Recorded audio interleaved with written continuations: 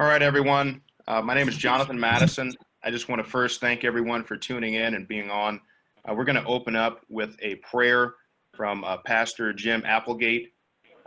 Pastor Jim, please. Okay. Hey, thanks for letting me be a part, and let's spend some time in prayer. Father God, we just want to say thank you. Thanks that we get to gather with a group of amazing people that reflect your glory. And Lord, we just know that unless we know each person here, we don't get to see you and all your goodness. So our joy, Lord, is to get to know one another so that we could see a true reflection of you. And Lord, we realize that that's a brokenness right now, but we realize that you want to redeem and you want to restore. So Lord, we enter into this conversation today with humility. We want to have empathy. God, we want to have lament today, be able to grieve the brokenness. And then we want to live in confession and repentance and whatever reparations you want to bring about, Lord, we want to be open to that. So Father, we pray for your heart upon this meeting.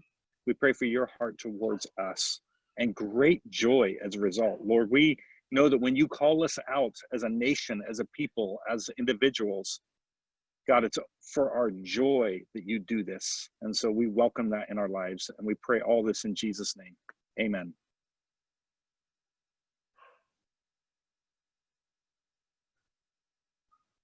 She raised her arms in the image that depicted, and she said, "Daddy has changed the world." And I'm here to tell you, George Floyd has changed the world. You see, George Floyd's life mattered. Yes, it did. And we're here today to show it did matter. And for those of our dear brothers and sisters out there who may not know what Black Lives Matter, who may not know what we mean when we chant Black Lives Matter, who may not know what we mean when we hold up signs that say Black Lives Matter, I'm here to clarify and set the record straight for somebody today. When we say Black Lives Matter, we do not mean that other lives do not matter. When we say Black Lives Matter, we do not suggest that all humankind do not matter. When we say Black lives do not matter, when we say Black Lives Matter, we do not suggest that the black race is superior to another race. When we say Black Lives Matter, we say it because somebody believed that George Floyd's life did not matter.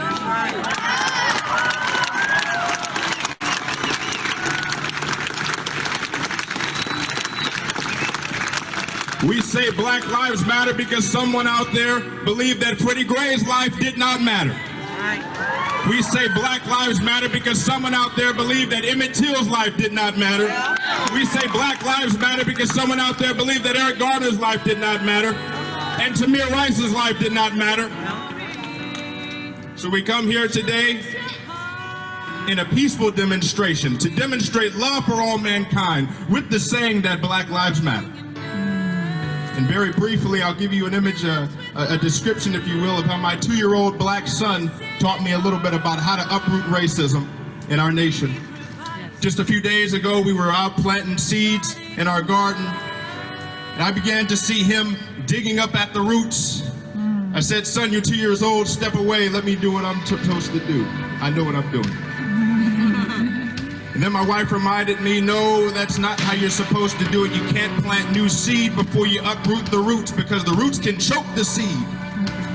And what's happened in our nation is that it was founded on seeds of liberty. But somewhere there were also roots of segregation and racism and prejudice and greed and slavery. And those roots have choked the lives out of our dear brothers and sisters, including the life of George Floyd, a wonderful seed, a compassionate seed, a faithful seed, a family seed. And I come to tell you today that today what we're doing when we march, we are uprooting racism wherever it is. We are calling it out wherever it is. We are holding our police officers accountable. We are standing firm on our Constitution where it says, we proclaim these liberties to be self-evident that all men are created equal. But I tell you today, it's not just enough to uproot the roots of racism. We have to plant new seed today. Good seed. Seeds of compassion. Seeds of hope. Seeds of love. seeds of brotherly love, seeds of solicitude, seeds of love for all mankind. And if we can uproot the roots of racism while planting seed, good seed, I believe we can begin to change the face of this nation forevermore. Let's march and let's dig up the roots of racism and let's plant new seed today. God bless you. Good evening, everyone. My name is Jonathan Madison. I'm an attorney and I lead a prison ministry in San Francisco. I worked for Congress some time ago to pass some legislation and make some needed reforms. But I'm here as an individual today, as a member of my community who's concerned about some of the events that took place earlier this year. It's not just the pandemic, as most of us know. We've seen some pretty tragic things and some violence and some things that have really called into question some of the morals and the values we have as a part of our society today. And so I'm happy to be with everyone here today and hear from the panelists. I just want to start by thanking the members of our panel for joining us today, members of the Be the Solution Commission panel, for what I have no doubt will be an impactful discussion. I also want to thank the viewers of this discussion. And I can tell you that it will not be the last, it will just be the first of many. I also want to recognize a very well-known participant here among our viewers, the mother of Oscar Grant. We have Wanda Johnson on the call. As a viewer with us, I'm sure many of you recall that Oscar Grant was a 22-year-old African-American man whose life was taken at the hands of law enforcement on New Year's Day of 2009. And of course, that spearheaded a movement that continues on today. Welcome, Wanda Johnson. Let me remind everyone that this is not a political event. For all intents and purposes, we're not here today as Republicans or Democrats. This is not a press-driven event. This is an event that's not aimed to drive some political agenda or ideology. We're not here for talking points. We're here to listen, and we're here for solutions. This is an opportunity to begin the dialogue of what it means to really be the solution. Those of you joining the call may be a list of occupations. You might be a firefighter, you might be a police officer, you might be members of nonprofits, you might be a volunteer, you might be a mechanic, a lawyer, a plumber. Quite frankly, your position does not dictate your potential to make a difference in your community. It doesn't matter your creed, race, religion, color, ideology, or social position. It matters your willingness to make a difference. And I believe that's why you're all here today. Most of us know that on May 25th, an unarmed African-American male named George Floyd was brutally murdered by a police officer. And for many of us, the ears of our hearts grew louder than the ears of our flesh for the first time in years. Many of us fell on deaf ears when we heard stories over and over again about Sandra Bland and Tamir Rice and Philando Castile, Eric Garner, and so many others. And I believe it was as if we were asleep at the wheel of justice for some time. But now many of us are wide awake. That's clear enough. We saw around the world that there were protests at every level, at unprecedented levels, because there was empathy sparked. It also confirms the words of John Donne, who said, "No man is an island entire of itself. Every man is a piece of the continent, a part of the main." And it's unfortunate, of course, that many have used this tragic event to destroy communities and loot small businesses. And I want to be clear that that conduct is not conducive for anyone. And we should be mindful of the critical task that our police officers face when safeguarding our communities. For decades, many of us have avoided the tough discussions about race relations and law enforcement. Political parties have dominated that discussion. The mainstream media has driven divisive rhetoric on that discussion. And what should be an ongoing discussion quickly turns from mainstream media's today to yesterday's news. And I, for one, do not want to think of Eric Garner as yesterday's news. I, for one, do not want to think of Oscar Grant as yesterday's news. I don't want to think of George Floyd as yesterday's news. The fact is that these tragic events can impact us today, tomorrow, and forever. The Be the Solution Commission was founded for the sole purpose of effecting change in our communities wholly independent of political or social agendas, and to bring back safety to our streets, to make safeguards that hold our police officers accountable, while at the same time assisting law enforcement in executing the law to safeguard our communities. It's very important. And to bring a sense of hope back into law enforcement for our communities, and particularly in communities of color. And the goal here is to bridge that gap, wherever the gap may be, whatever side of the pendulum you fall on, whether it's the far right or the far left or somewhere in between. Our goal is to bring back that sense of hope and unison, not to divide. So with that, I would like to have the members of our panel briefly introduce themselves. I respectfully ask each one of you, I know you all have extensive resumes, but if you could limit your introductions to about 20 to 30 seconds, that will give us sufficient time for substantive discussion. And we can start with Stephan Gartrell. All right. Good evening, everyone. My name is Stephan Gartrell. I am the founder and executive director of Ripple Effect 22. It's a faith-based, youth-centered mentorship program with an emphasis in purpose development. We basically operate under our 4 Ps, which is purpose, plan, pairing, and path. So we believe that every person has a purpose. There's a plan for their life. We pair them with a mentor, and we set them on a pathway to success and significance. We work with majority disenfranchised youth, but we're open for working with everyone.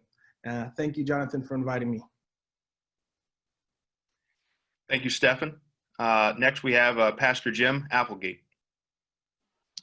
Yeah, my name is Jim Applegate. I'm the founding pastor of Redeemer Church in Modesto.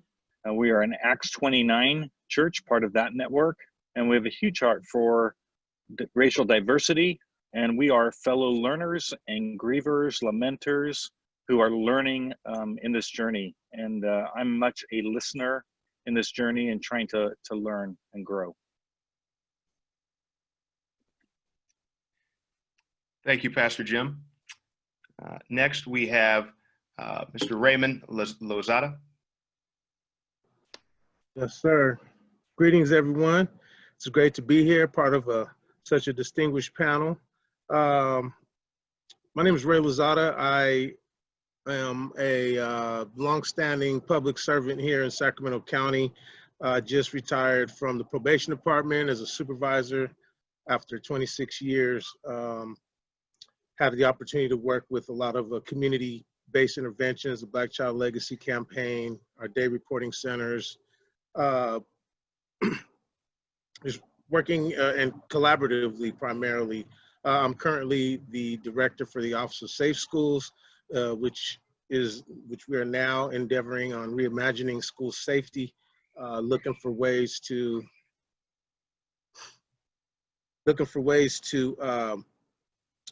empower community members, starting with our students, parents, community organizations, to be part of a collective conversation for school safety. Excuse my neighbors, evidently going outside wasn't a good idea. The neighbors' kids are swimming, so I'm gonna have to find a different place. No worries, must be some good weather out there. Next, we have Captain Jim Barnes. Yes, Jonathan, thank you. Good evening, everybody. I'm excited to be here. My name is Jim Barnes. Been in law enforcement now for just over 22 years. I am the current commander for the North Patrol Division for the Sacramento County Sheriff's Office, which we control patrol services basically north of the river of Sacramento, and have just shy of 200 employees under my command. And again, just to kind of echo what's going to be said here tonight, is the excitement of being part of something that I've always subscribed to, right? Don't talk about it, but be about it. And for us to finally look through lenses we're not familiar looking through and hearing voices we're not familiar hearing, it's exciting times.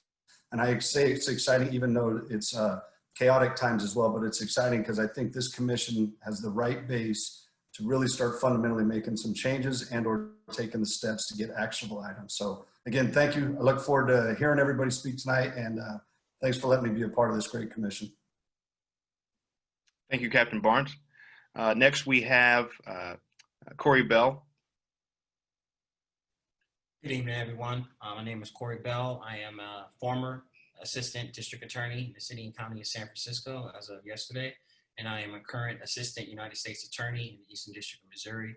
I'm also a captain in the Judge Advocate Corps in the United States Army Reserve. I'm looking forward to participating in the panel and helping out with my unneeded perspective from an African American attorney. Thank you, Corey. Thanks so much for joining us. Next, we have Lita Anderson. Hi, good evening, everyone. It's a pleasure to log on from the East Coast, nation's capital, Washington, D.C. I am with America's Promise Alliance, which is a nationwide movement and a community in and of itself. We're comprised of hundreds of organizations and partners. The organization was founded by General Colin Powell, who was also former Secretary of State in 1997. And since its founding, every president in the past 40 years, up to and including George W. Bush and President Barack Obama, have signed the America's Promise Declaration, endorsing the universal ideals that all children, regardless of the circumstances of their birth, should have the opportunity to make the most of their full potential. The 5 promises, which are our credo, are caring adults, safe places, a healthy start, and effective education and opportunities to serve others. The recent events have supported our goal of elevating youth voices and providing young people a platform to share their real-time perspectives, their lived experiences, and ideas with adult thought leaders. The accumulation of incidents like what happened to George Floyd, Breonna Taylor, and others are having a profound effect on our young people, and particularly our young people of color. America's Promise Alliance has made a bold statement in support of the Black Lives Matter movement, and I look forward to being on this call today to learn what I can do and what I can learn to move us forward. Thank you. Thanks so much, Lita, for being with us. Next, we have Terrence McDonald. How everybody doing? Jonathan, thank you for having me. My name is Terrence McDonald. I'm a deputy sheriff with the Sacramento County Sheriff's Department. I've been in patrol for approximately 2.5 years now. I'm born and raised in Oakland, California. I come from the inner city, and I'm just thankful and happy to be a part of the solution to better our community and break this divide and become one. So thank you for having me. Thank you so much for being here, Terrence. Next, we have Cami Prioda. Hi, thank you for having me. I'm Cami Prioda. I'm a licensed psychotherapist based out of Sacramento, California, and hoping to kind of be the voice that can bridge the gap between what's going on within our community, and also working with kind of the impact that happens from generation to generation. We have unhealed things that have occurred. So thank you for having me. Thank you for being here. And next we have Chief Daniel Hahn.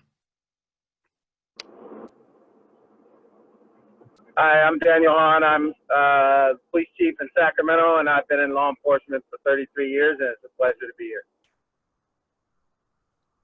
Excellent. Thank you, Chief Hahn. And if there's any other members of the panel that I have not yet called upon, would you go ahead and give us a very short intro?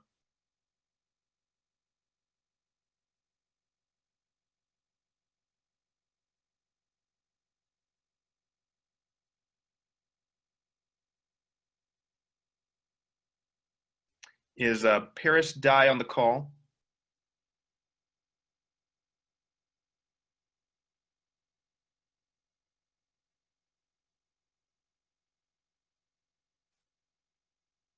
No worries if you're not. With that said, with the panelists that have announced themselves, we're going to go ahead and get right into the discussion so as not to waste time. My first question is going to be posed to the entire panel. The question is, how can individuals be the solution and help affect positive change in light of the strain on race relations and policing?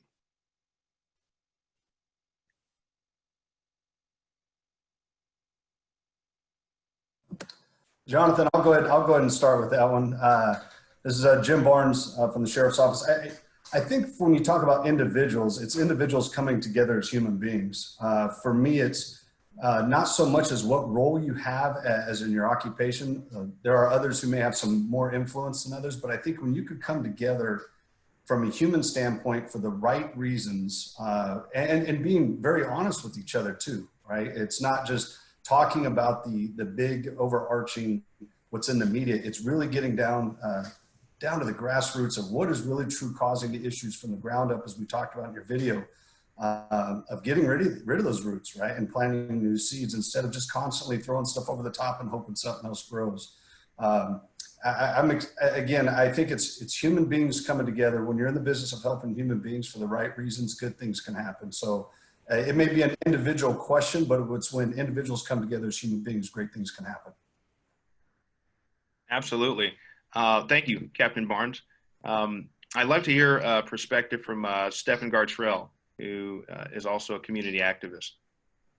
All right. Well, I will speak from my own experience as well as working with some of the youth that I've been able to work with just during this time. Number one, I will talk from how they feel, and a lot of how they feel with just what's happening with the current climate is uncertainty. That's, I'd say, number one. That's including every single movement with social justice movement, everything that's going on right now, race relations, as well as COVID, as well as going back to school and trying to figure out if they're going back and seeing friends. So they're in this really uncertain time. They also have it's sad, it's almost hopeless, because they see that a bunch of bad things are happening at one time, as opposed to trying to figure out, like, oh, is there light at the end of this tunnel? What can we do? They see rhetoric in which people are arguing, and they don't really understand. Some of it, they either understand why and they get angry, or they don't understand why and they get confused. So I think that that's really what's going on within the youth that I work with. But in my own experience, I'm concerned, but with some sort of semblance of hope, because we are having conversations. I believe that in the beginning, people were more open to listen and hear. I think that it's kind of teetering right now. And that's the part that I'm a little worried about, that people are more so want people to understand them as opposed to trying to understand others. So as my wife would say, she says, sometimes we should be in a conversation, and communicate, not so that we can be, that we can understand, not just so that we can be understood. And I hope that we will lead to that point of humility, to be honest with you, and realize that we don't all have the answer and we don't all know exactly how to do this. So it's going to take everybody doing this together. Yeah, Stephen, you make a great point about we're all going to have to step in and make some changes together to bridge the gap, which sort of brings me to my next question. I actually like to pose this to Corey Bell. What is a tangible action, Corey, that we can take now to help break down some of the barriers in such a polarized political environment, I guess, as Stephen was alluding to? Well, there's a couple things. First and foremost, I think it starts with truth. I think we have to be honest with our nation's history and the impact that the history continues to have even today. There are institutions that are in place that have been damaging, and I fear we are going backwards. The level of segregation that's happening in this country, in some regards, that's organic at this point, and in other regards, that's due to housing discrimination and the inability to procure loans in certain communities, has created an environment to where people from different ethnicities and races and backgrounds don't know one another. And because of that, we have difficulty understanding each other's culture. That creates the issue with policing, where you have people largely from one cultural background policing a community that's completely different from them, and therefore they don't really understand the day-to-day interactions or how to best work with the people that they're policing. That has been a cause of a lot of the trouble. So we want to look at tangible action items. I think that we need to open diversity into a lot of different professions. I think we need to reevaluate our school systems as to how we are accepting certain students to ensure that people from different backgrounds are having the same opportunities. And I think we need, again, to come back to truth. There are things that we have in our background that we have to deal with. James Baldwin, we're talking about these issues 50, 60 years ago, Martin Luther King, Malcolm X. We have to deal with our background in an honest and open way so people can understand one another when they speak. Absolutely. Such a telling response. You mentioned that we have to get back to truth, number one, and figure out where we are, make sure we're not going backwards. That's so important, and kind of segues into my next question, which is, what does this group think of the assertion that law enforcement is targeting individuals of color? I guess, given your field of experience, what's your opinion on that assertion? And I'd like to direct this question to Terrence McDonald. As an African-American member of law enforcement, I'd be interested to hear your take on that. Well, I don't feel like it's targeting people of color. I think predominantly the areas that we work are predominantly of African-American, of people of color. So that's what you usually see. Like I tell my partners all the time, it's all about holding the communication. There's always breaking that divide, because we only can win over with our first communication part. And if you come out and you're already judging people based off where they're growing up, how they live, and it's not the same as yours, we already starting off on a bad foot. So we try to clean up in that part, in that perspective, and we won't have these kind of issues. And that's just my opinion on it. So I don't feel like we target people of color. I think it's just where you work is predominantly dominant by that. So that's what affects the whole cost and everything. Absolutely. Thank you, Terrence. It makes total sense. And Lita Anderson, would you mind also giving your take on that? On the law enforcement issue? Yes. Do you believe that the assertion that law enforcement is unjustly or unbiased or biasly targeting African Americans, do you think there's some truth to that, or there's something we can do? Yeah, I think what I think of is the systemic nature of our society.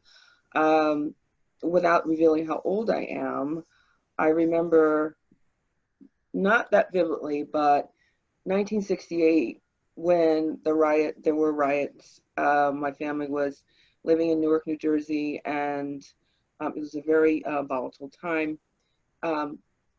And for us to, my parents made the decision that we were going to move to an area that would give us a good opportunity, good school district.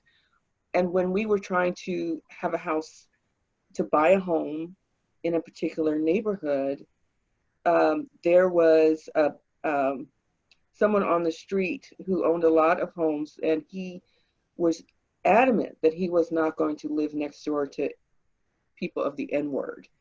And that became an opportunity for our parents to teach us, even though we were very young, to teach us about the history of redlining and how redlining pushed people of a certain ethnicity into certain neighborhoods, certain communities that were, insular. And a lot of times, because of the tax base, those neighborhoods didn't necessarily have the benefits that a better healed community would have. So of course you have, there's discontent. There's, the aha moment that, wow, I'm living in a community that is pretty messed up, as compared to what's over across the tracks. So of course there's going to be discontent. People are going to be pissed. They're going to be like, what the heck is going on? So what that's going to do is plant the seed of some people acting out, some people saying, well, I'm going to get mine, and I don't care what it's going to take. So what you normally have is, people gravitating towards unsavory activities. And what happens then is you start to see an elevation of crime levels, right? So of course, the police, and my brother-in-law is a deputy sheriff and does a wonderful job in Ohio. And we've had many talks about this, just what's going on and everything. And he has made it clear to me that I'm here to protect and serve, and I'm here to make sure that I do the right thing. But then I asked him, if you were in that place where that officer had his neck on Mr. Floyd, his knee on Mr. Floyd's neck, what would you have done? And he said, I would have pushed him off and said, yo, man, that's not cool. That's not how we treat people. regardless of what we think they may have done. So we can't broad stroke brush all law enforcement as a certain kind of way. They take the oath to protect and serve. Yes, there's some bad apples in the bunch. There's bad apples in every bunch, you know, but at the same time, I think for every bad apple, there are more that want to do what's right and to live up to the oath that they have taken when they join the force. Absolutely. Thank you for that response. We also just had another member of our panel, Paris Dye, join us, who is also another community activist, youth outreach. And I'd love to hear her perspective on the first question we asked, which is how individuals could be the solution and help affect positive change in light of the strain on race relations and policing. If you could speak to that also from a community activist, youth outreach standpoint. Hi, yes, I'm Paris Dye. Thank you for your patience, little computer issues. I say, you know, being the solution is coming to the table over and over and over again, and being able to be at the table. And if you can't get a voice at the table, you make your own table and you start inviting people to your table. And I think I'm in my world, I'm leading by example. So also that's another way to be the solution, is don't just say these bold, innovative moves and then sit back and hope someone else does them. We actually have to not be afraid for something to flop and just get out there and continue trying. And that's it, just do it. Just don't talk about it. And then also don't partner with too many people that just want to talk about it. Partner with people that actually are also leading by example and are doing, not even everybody doesn't have to lead. A lot of people open doors for you to lead and then you just charge through them, but really just getting strong allies that are ready, that are about the work and ready to make change. Absolutely. Thank you, Paris. You're welcome. And I'd also like to kind of go back to the last question we went to. Chief Hahn, you have a phenomenal record, speaks for itself in law enforcement. I'd like to get your take on the assertion that law enforcement is somehow targeting individuals of color, and given your experiences, you know, what is your opinion on that assertion? I'd love to hear your opinion.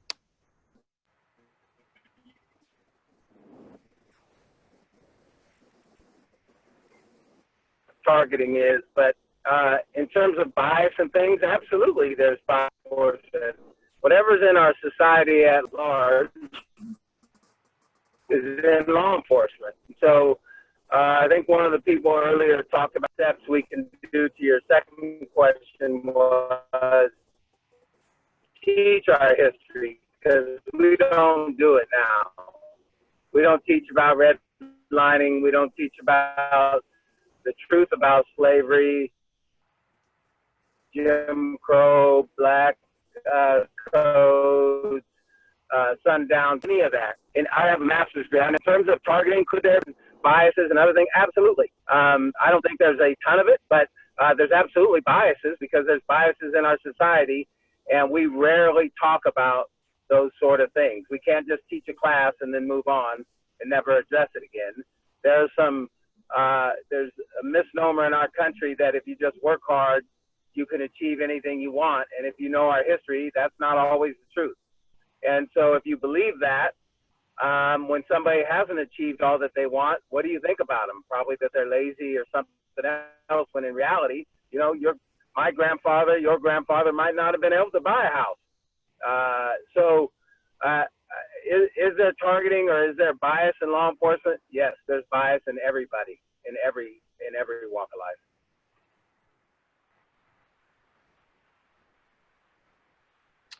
Thank you, Chief Hahn.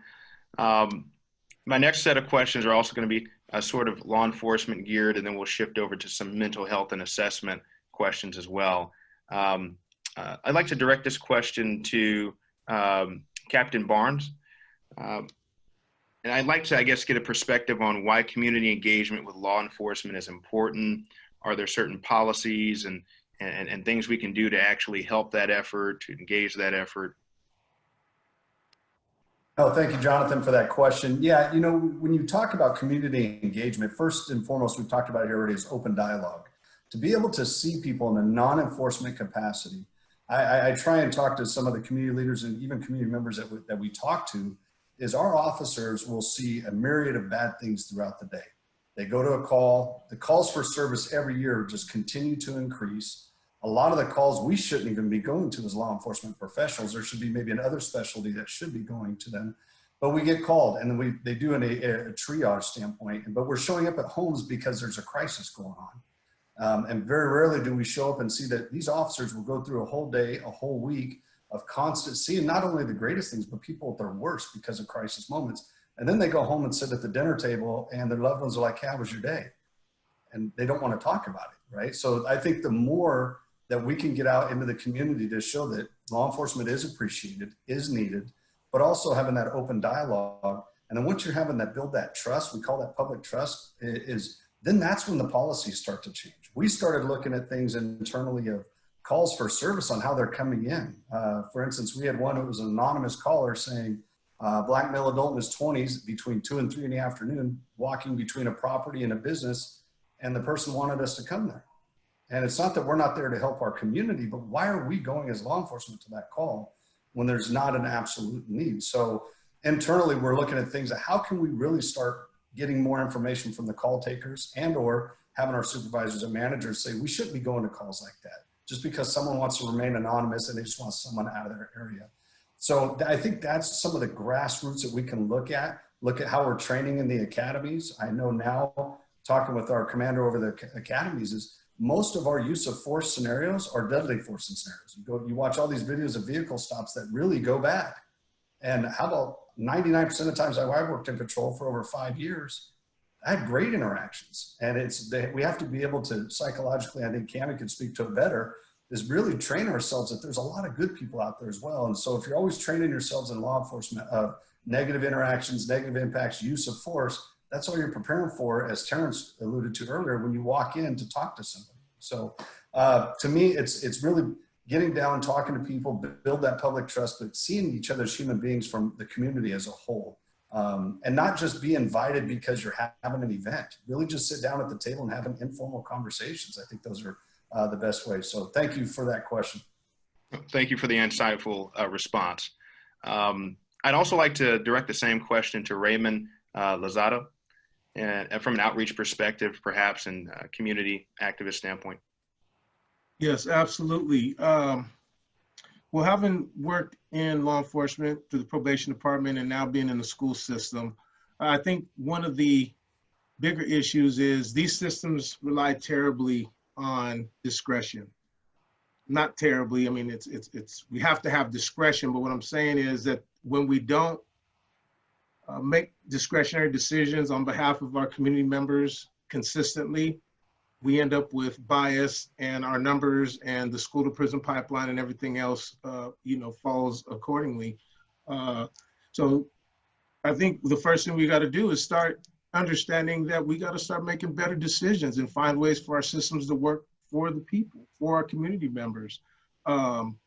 The other issue is that understanding what I find and through my experiences, that you have two trains of thought. One is we go all in to help people all the time, and the other is, well, these folks probably don't have a chance. And when we're talking about the two systems, education and law enforcement, that have contributed to the biggest inequities in our society, it's clear to see that those two cultures war against each other consistently.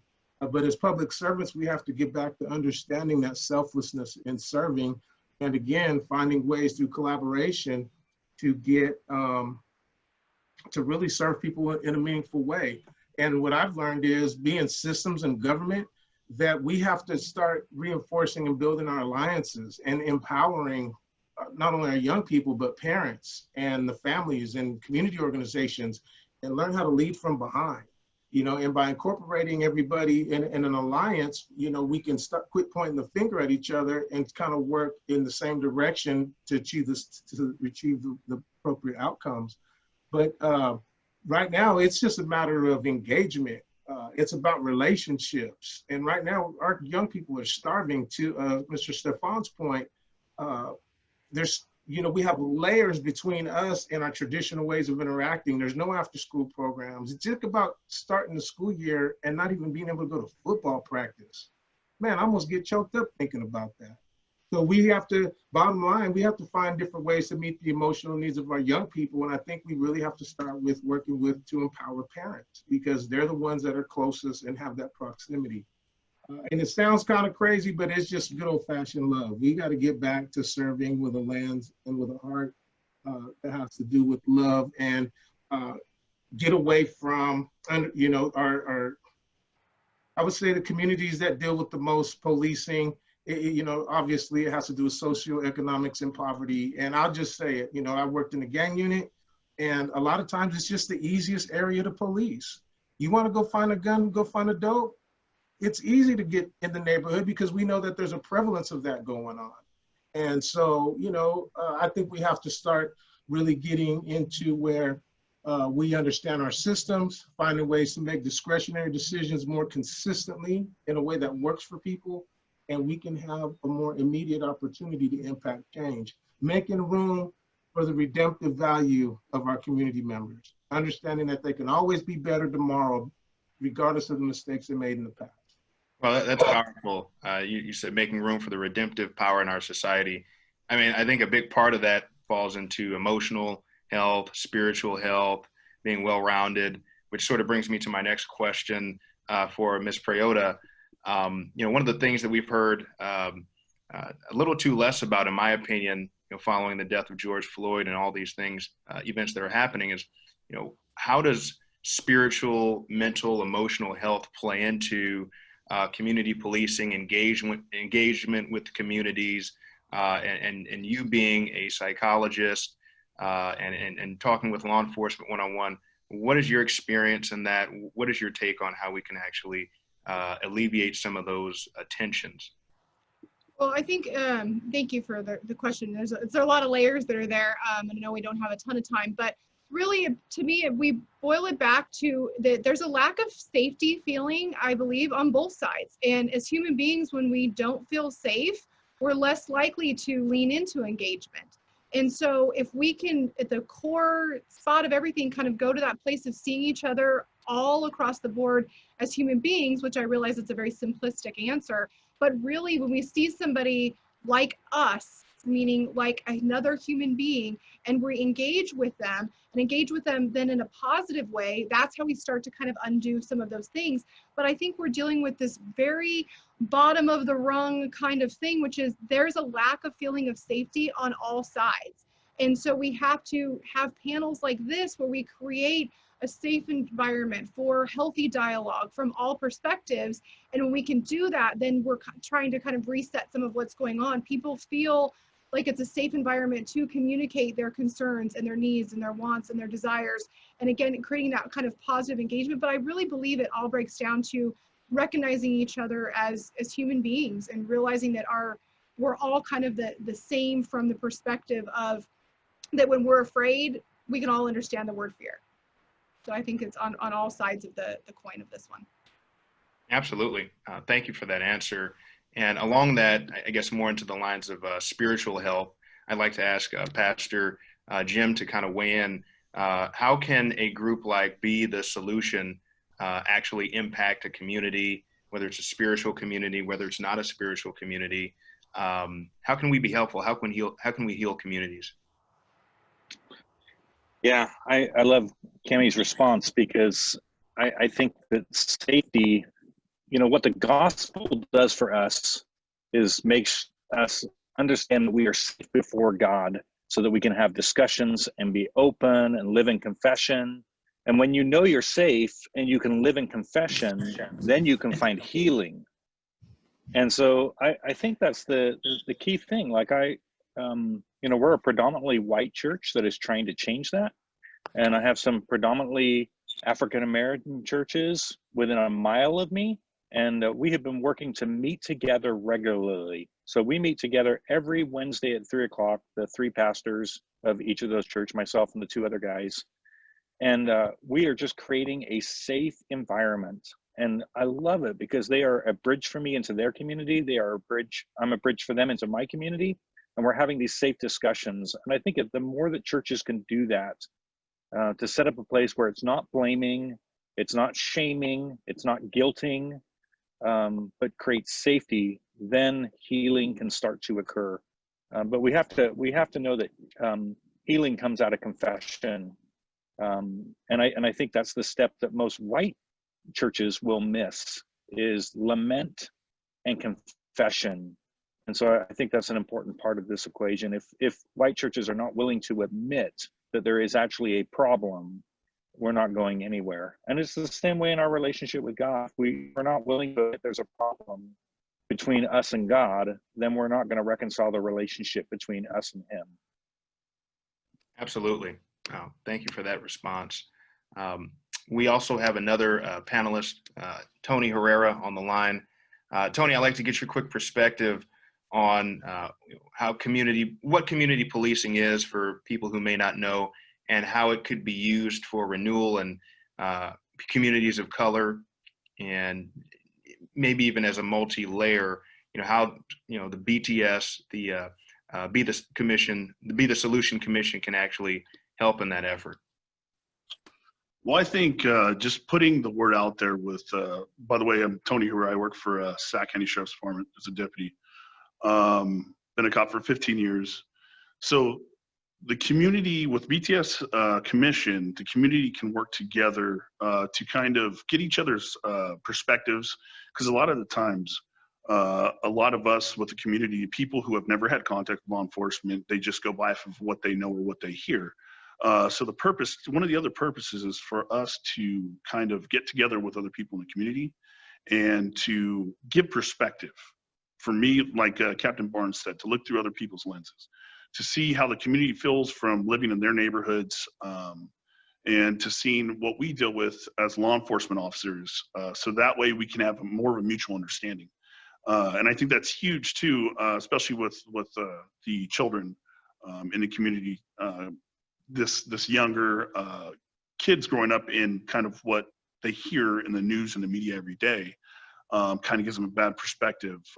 Be the Solution Commission would be able to help bridge that gap to make sure that we can be one with the community, and also just have an open dialogue and tell them, why we do the things we do, and also to show them programs and stuff that law enforcement agencies do have.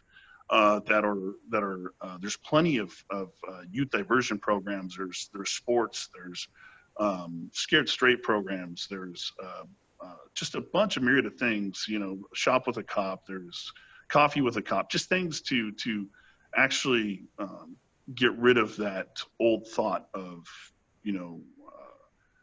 the systemic problem that has been seen through the past years, and people just gradually just believing what they've heard, so that way they could just see it for themselves. Can I add on to that for a second, Jonathan? Do you mind? Please. So kind of alluding to what Tony was saying is that from a therapeutic standpoint, we have this thing called a double bind, which means it's like the best example I can give is somebody saying, I want a hug, but they've got their hand up. They're like, I want a hug, but here's the wall. Here's where I hit. And so the double bind that happens is when we don't have that safety, or we don't have enough voices in the room who are dealing with something from the perspective of respectful dialogue and openness, and really that lens of I'm here to learn, I'm here to understand, like somebody had alluded to earlier. By the way, your wife will give you kudos for giving her credit for saying that one. Good job there from the therapist. But with that said, is that we don't want to create a double bind. And I think what the BTS Commission is saying is we're eliminating that double bind. We're saying here is an open door, here is the invite in, and we're trying to kind of take down any of those barriers that are occurring that are saying, hey, come in, but only if you're going to have the voice that I want to hear. Come in only if you're going to agree with me. And what I love about the diversity of this panel is we have folks from all walks of life, all aspects of service, but what we all have come here to do is to learn and create a dialogue and include that invite in, with avoiding that kind of that double bind barrier that says you're only allowed in if you're going to agree with my point of view. We're here to kind of hear from everybody's perspective, including the community. So that's personally why I think that the BTS Commission is doing such a good job of kind of creating that type of engagement and eliminating the double bind as much as possible. Absolutely. Great response. Great insight. One of the last questions I'll ask here before we start wrapping up. Time just flown by just because the discussion has been so substantive and meaningful.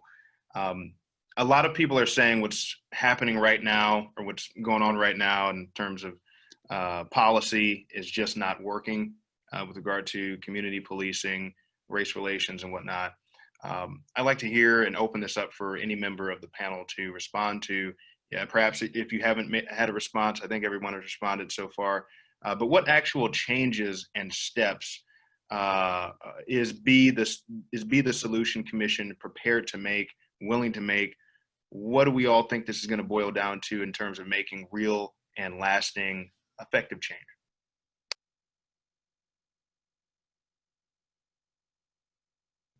Well, I'll start off first by saying, I think most importantly is breaking that bridge. So basically, I come from the inner city, so it's just like I didn't see cops in a positive way until I joined. This what really drove me to this profession, because I was always told I would never be here, and I will be a criminal. I'm going to end up in jail, just like most of my family. So this what drove me to this. So what I try to do while I'm patrolling is give those young guys that hope, and women. It's like, hey, just because where you come from don't mean you won't make it anything that you put your mind to. Just give them that passion that's driven in them. Use their environment as their will and their drive and their passion to get out and do something different. So it's all about just giving back and just letting people know, hey, you don't have to change to be something in life. I come from nothing. So I'm just passionate to be here, and I'm just willing to give back and be able to touch as many people as I can. So I think being part of the solution, that's one thing that we're going to be able to do, is get in those communities and be able to touch those people that we can relate to, because everything is like everyone been talking about here is all about communicating. So if you can be able to communicate with someone and you can be able to understand where their pain and where their suffering is coming from, we can be able to break that bridge and be able to give them the right steps and the right guidance to be able to lead them for the future. And so, like I tell everybody now, I don't live for myself, I live for the next generation. So everything I do is about the next people coming up, because just giving them that platform and that foundation to be able to follow and to be able to be successful in this journey. Because like all you guys here, we didn't make it on our own. So someone helped us on this journey. So let's go out there and just give these young guys, this young women as well, the platform to be able to use. So that's one thing I will say. Thank you, Terrence. And you're right. Someone did help each and every one of us along the way. I also saw that Raymond raised his hand, and so did Tony. So Raymond? Yes, real quick. I think one thing we can do, especially seeing the gravity of panel members and constituents, is I think that we have to get back to being everyday people. We have these titles and we have these positions, and even in my own family, I have family members that don't think you can be black, truly black, and have worked in law enforcement, and that's all good, you know. But that's because I don't think we do a good enough job of conveying that we also came from somewhere. If we're going to have diversity, it's important that we bring that. It's implied that we're bringing diversity of experiences.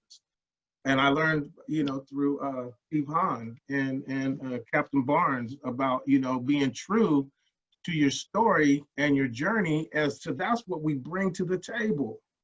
You know, your status and your position is just, you know, that's secondary. And when people see that we do have experiences and we have come from somewhere, I think we set the level playing field, not to, you know, to Pastor Applegate's point, but we got to start sharing our testimony, you know, and getting back to helping other people understanding that, look, we're no different than, you know, we just made different choices, and with that, we can be better tomorrow.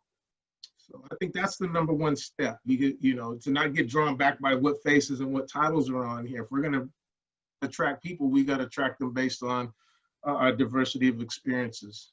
Absolutely. Great response. Tony? Kind of just piggybacking off what he just said, the diversity of experiences, that is very key. Me, myself, I grew up in a South Sacramento, in a bad neighborhood. I grew up with drug abuse, alcoholism, domestic violence in my household. And that's what initially pushed me to go be in law enforcement. And that's why I'm here today. And that's why I'm here with Be the Solution Commission. I think that also one of the good things too for talking about bridging the gap and what can the Be the Solution Commission do to help with policy changes you were saying to reform stuff for departments. Well, the best thing is we have Chief Hahn from Sac PD here and Captain Barnes from Sac County Sheriff's Department. So locally, we can start by actually pushing policies and stuff forward that we can ourselves implement and have everybody's input on to strategically help us mend the binds with the community, but also to make us stronger as one. So we can all work together and so we can all help each other and all benefit. The other really cool thing is about that is if when this does catch on, then other agencies and other will use us as a model to go ahead and try to fix some of their problems with their communities. And I'm excited to be part of that. Absolutely. It sounds very exciting as well in terms of what's next. Lita, I also noticed that you had your hand raised. Just quickly, I just wanted to add, one of the things that America's Promise Alliance is that we elevate the youth voice by having them be part of the conversation and, inviting them to share in the dialogue. And at some juncture, we may want to open it up to bring some young voices to the table. Because as young people, we don't want to just come up with the solutions and push them out, but we want them to be part of the process. Absolutely. And in terms of being a part of that process, even we're talking about laws and initiatives, we do have a youth advisory council, and maybe we'll just kind of hear, what's next or what could be next from members of the outreach, even Lita, if you want to chime in here, but also, Raymond, you're in that field, Stefan Gartrell, what's next for perhaps briefly, but what could be next? I would defer to Ms. Paris Dye. She is, when you're talking about youth engagement, she was already down the road. And when this pandemic hit, I can't think of anybody who does a more phenomenal job at bringing youth together and youth perspective. So I'm going to defer to her. Yes, please. Paris? Hi. Thanks, Ray. I love being voluntold. No, I'm totally down, 100% advocate.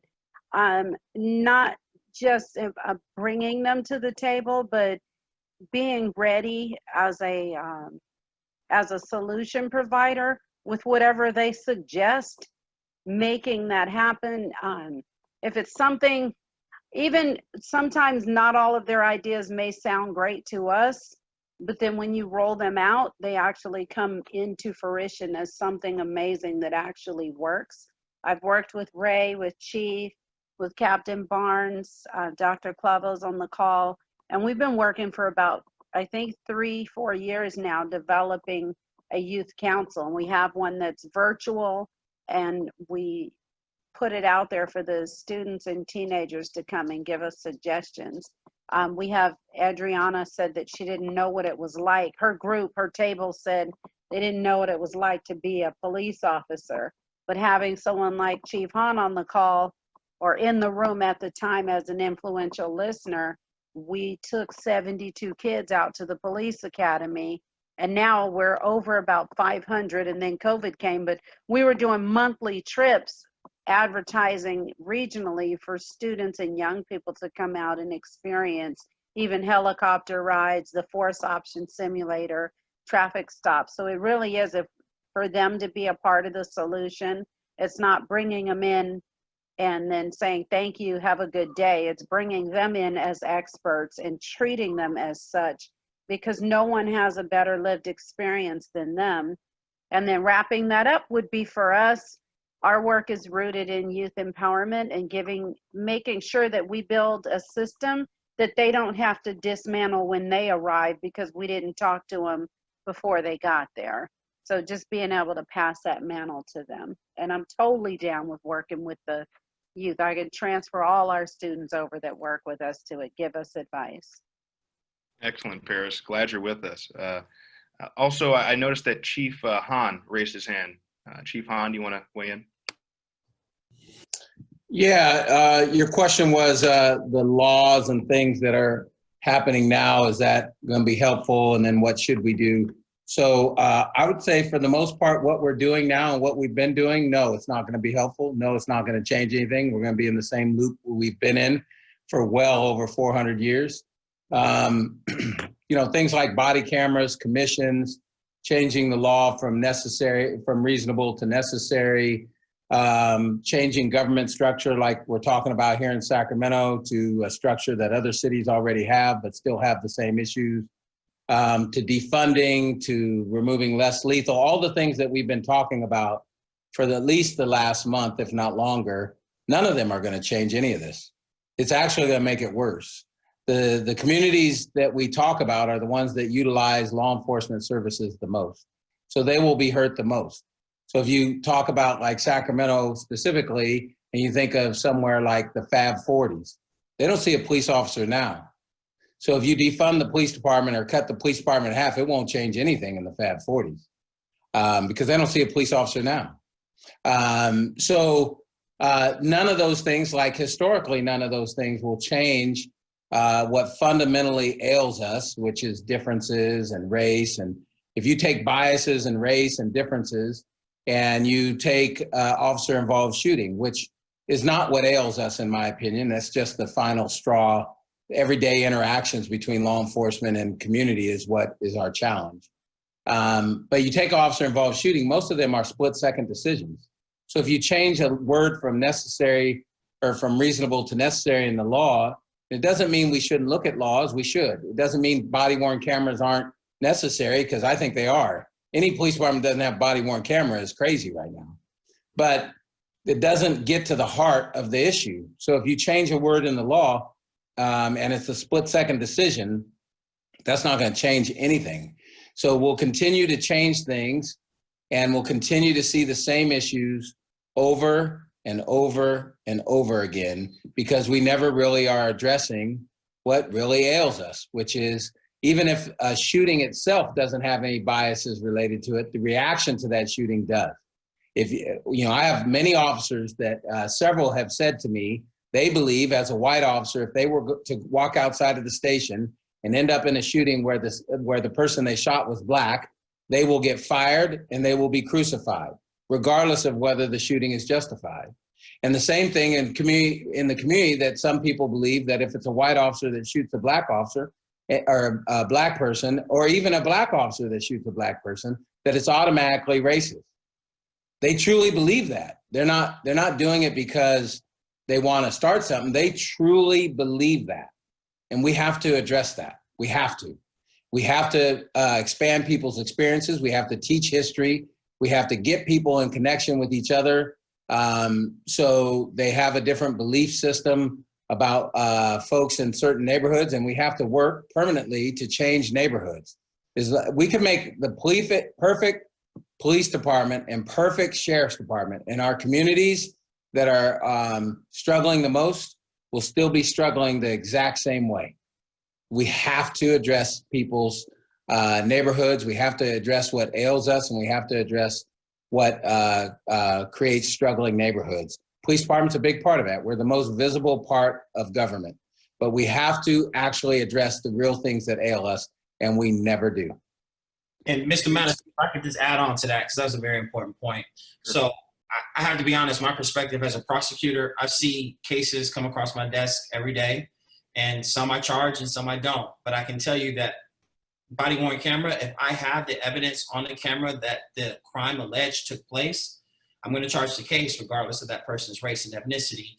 And oftentimes when cases are filed and charged and a person is charged, I have the evidence to prove that case, regardless of that person's race. So I think where we really need to focus is not in the criminal justice system, not saying that there aren't reforms that need to be made, because there are, and it can be more diverse and it can be better.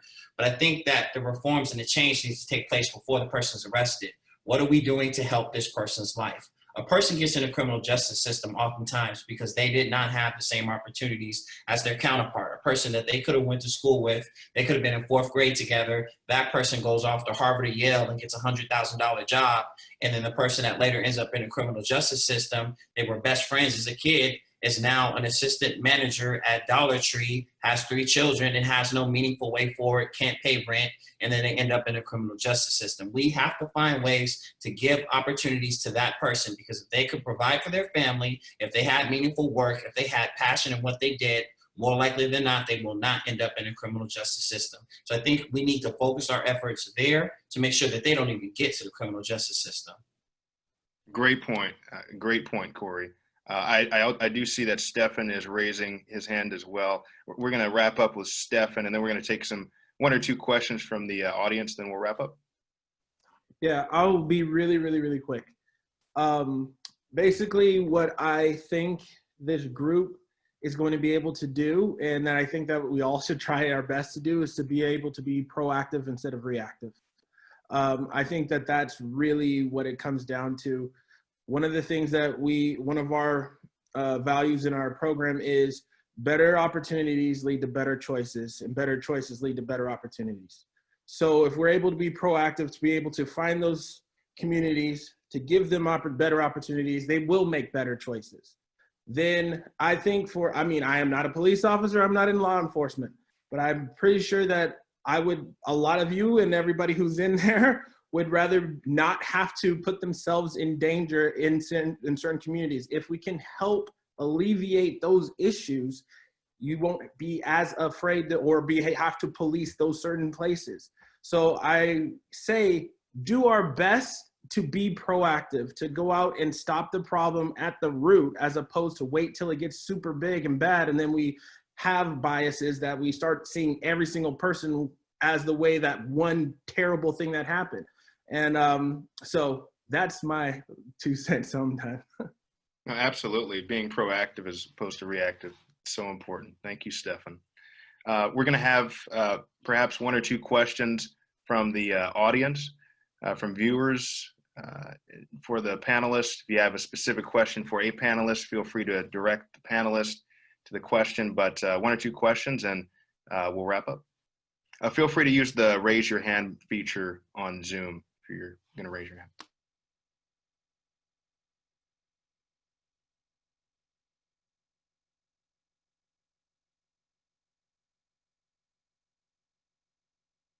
Yeah.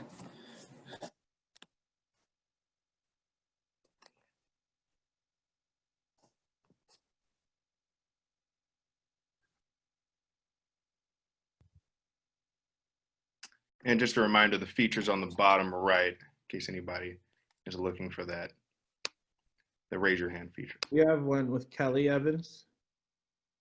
Kelly Evans? Can you please guys hear me? Yes. Yeah, I absolutely. So I was involved with San Francisco Young Republicans, and I think it was an easy thing to be more maybe conservative in a very liberal city. I have recently moved to Raleigh, North Carolina, and obviously it's a much more homogenous, everyone's conservative. So you really don't get that opportunity to kind of be more interactive because you're one of 1,000 people. But I really I want to get more involved. I want to spread the message that we're giving here today. And I work for a company that's very socially minded. So first of all, I wanted to ask if this group would be okay with me sharing it with the company before I ask my company if they would be comfortable with me sharing it. But really, I just want to ask, how do I spread this message? What's okay, what's not okay? Kind of what are the parameters of spreading? I know this is, 60, 70 people that we have in this group, but I think that our message is so positive that I'd like to spread it. And what are the best, I guess, guidelines to do so?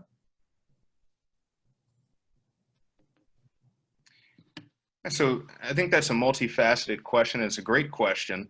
I'd also invite any members of the panel to answer it in the context. I mean, we have people from different fields, some in the community outreach field who may answer that question differently from somebody who's in law enforcement. But, I'd say, one of the things you could probably do is first, take contact information from people on this panel, get connected. Everything's about the network. So if you want to be a part of a community outreach program or a function or effort, perhaps you can team up with a person like Lita or Paris or Stefan Gartrell, Ripple Effect 22, or perhaps Raymond Lozada. And, that might be the best place to go for that effort. And likewise, if you want to get more involved in the community policing aspect or even community engagement with policing. But that's kind of like my broader, I guess, sort of answer to your question. I'd also invite members of the panel specifically to briefly sort of chime in. Jonathan, I would like to jump in if I can. This is Stephanie Herrera. I've been working with everyone to kind of get this launched. This was incredible. Kelly, I would say, a large part of this BTS platform is we want this to be a we experience. This is for us, this is a community, and we want to create an ambassador program.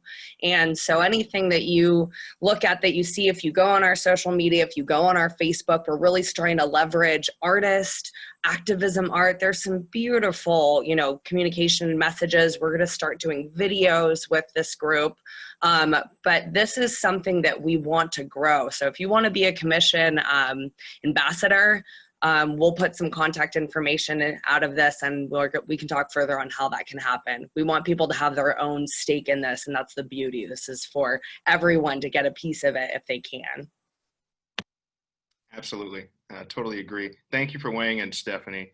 And by the way, just so everybody knows, Stephanie is kind of the brain, one of the brains and operations behind Be the Solution. This event would not have been possible without her. So thank you, Stephanie. We also had a question from Emma and Curtis. Good evening. Thank you. This is Curtis Vandermolen, and I have Emma Blackthorne here with me as well.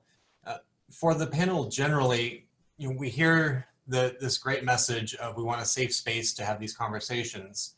But we also know that conversations about race, ethnicity, community strife, a lot of the really core issues that underlie what I think the committee is looking at are very difficult things to talk about and very uncomfortable. So how can the committee make sure that you're getting voices?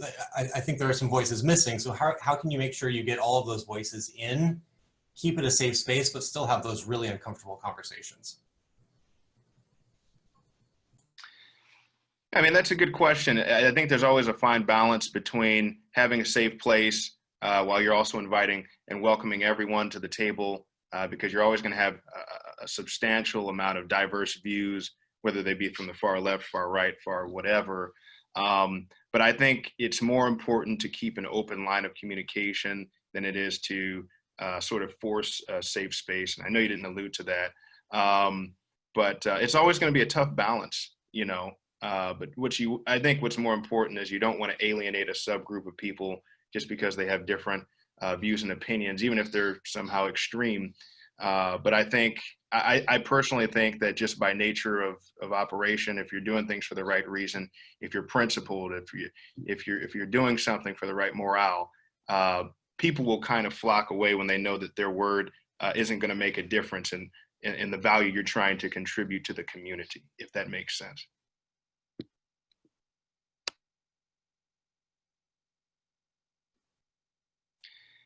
And that's just my personal opinion. So we're coming up on 6:20 here. We're actually a little over time, which excites me because people are still here and people are still asking questions.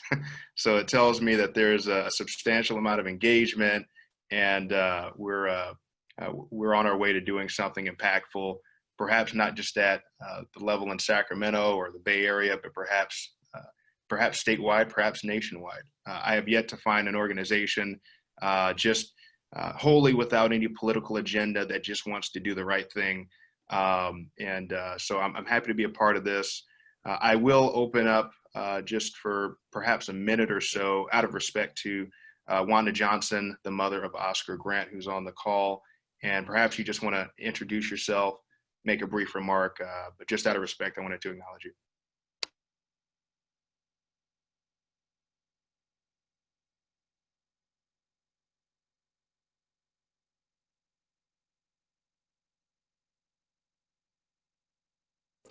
think she may have dropped off. No worries there. But and just wrapping up, I just like to say, I just want to thank everybody for being on the call. I want to thank everybody for being here. Your participation is really making a difference in this day and age. We live in very uncertain times. I mean, even past, what's going on in community policing and race relations. We have a pandemic we haven't never seen before. We're living in uncharted territory. Every time you turn on the news cycle, you probably get a headache if you have rationale insanity. But we're here because we want to do something meaningful and impactful. And so I think that there's no stopping where we can go from here. I'm happy to have every member of the panel here with us. A huge shout out again to Stephanie Herrera, who helped make this event possible and who helped make Be the Solution Commission possible. A huge thanks to Jason Scalise, Scott Wynn, Corey Uden, and a number of the people who were a part of this effort. I'd also like to give a shout out to Captain Jim Barnes in particular, who's working alongside Be the Solution Commission to come up with an initiative, as Tony Herrera alluded to actually impact their community in a meaningful way. And perhaps we can use that model as a statewide model if it works out at the local level.